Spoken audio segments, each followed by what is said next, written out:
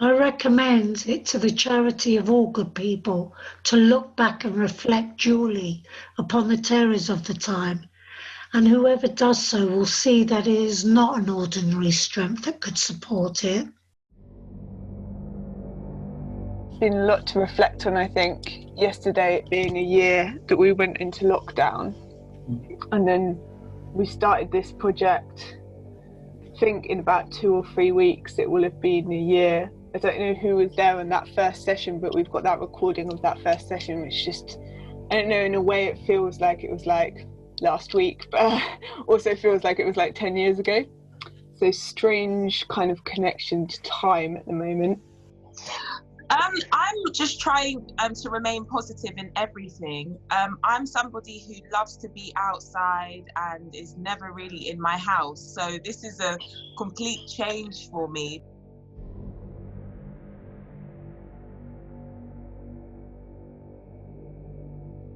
And were this very fundamental only duly considered by the people on any future occasion of this or the like nature, I am persuaded it would put them upon quite different measures for managing the people from those that they took in 1665, or than any that have been taken abroad that I've heard of. In a word, they would consider separating the people into smaller bodies and removing them in time further from one another, and not let such a contagion as this, which is indeed chiefly dangerous to collected bodies of people. Find 1 million people in a body together, as was very near the case before, and would certainly be the case if it should ever appear again.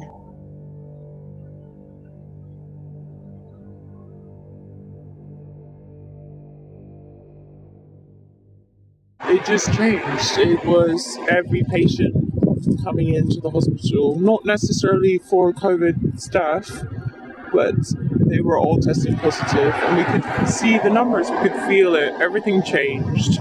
Leading up to Christmas, it was a really sad time because it was Christmas without family and without friends. But we just carried on. But come New Year's, January 1st, 2nd, it was just so sad, all of it, and it was so busy. The one thing I remember in January that made me smile was the first day it snowed, and everybody ran outside and laughed, and we were happy for about 10 minutes, and then we went back to work.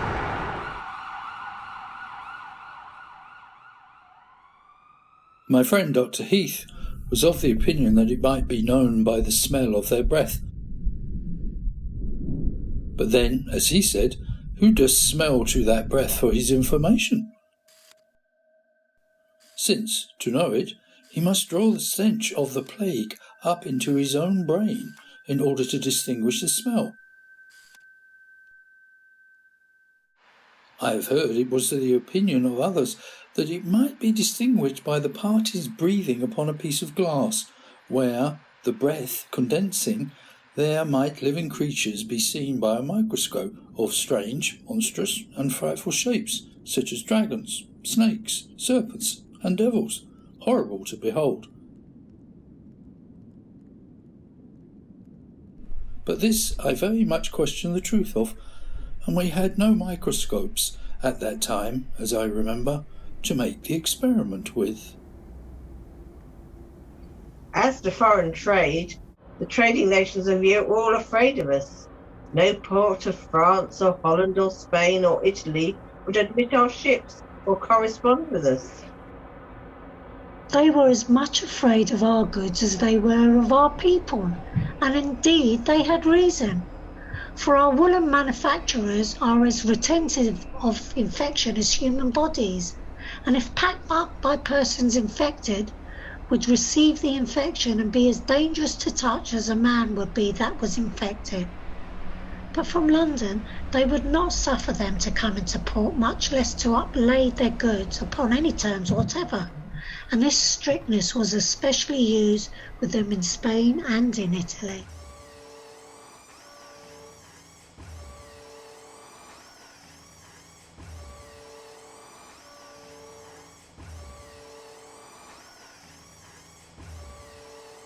This stagnation of our manufacturing trade in the country would have put the people there to much greater difficulties, but the master workmen, clothiers and others, to the uttermost of their stocks and strength, kept on making their goods to keep the poor at work, believing that soon as the sickness should abate, they would have a quick demand in proportion to the decay of their trade at that time. But as none but these masters that were rich could do thus, and that many were poor and not able, the manufacturing trade in England suffered greatly, and the poor were pinched all over England by the calamity of the city of London only.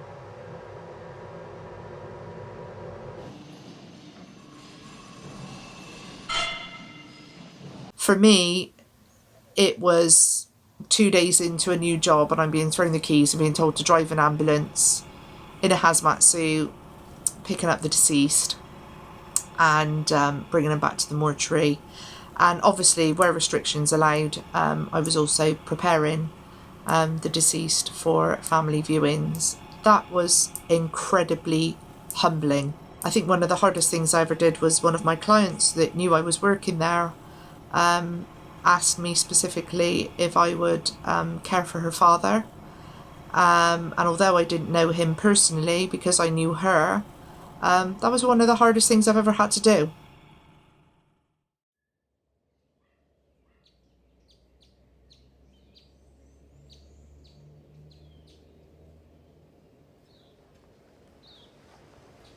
But the mercy of God was greater to the rest than we had reason to expect. For the malignity of the distemper was spent, the contagion was exhausted, and also the winter weather came on apace, and the air was clear and cold with sharp frosts, and this increasing still, most of those that had fallen sick recovered, and the health of the city began to return. So in a short while things began to return to their own channel. And wonderful it was to see how populous the city was again all of a sudden. Nothing but the immediate finger of God, nothing but omnipotent power could have done it. The contagion despised all medicine, death raged in every corner, and had it gone on as it did then, a few weeks more would have cleared the town of all and everything that had a soul.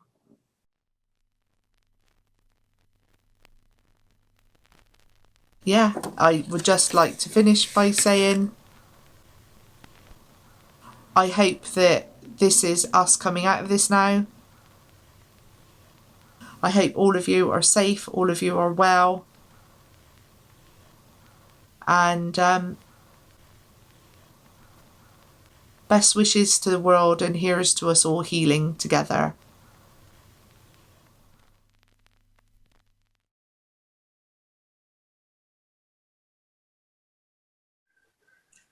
I can go no farther.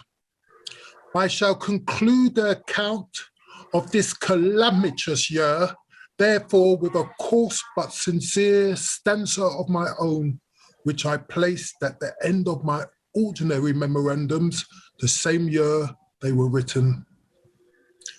A dreadful plague in London was in the year 65, which swept 100,000 souls away, yet I alive. you.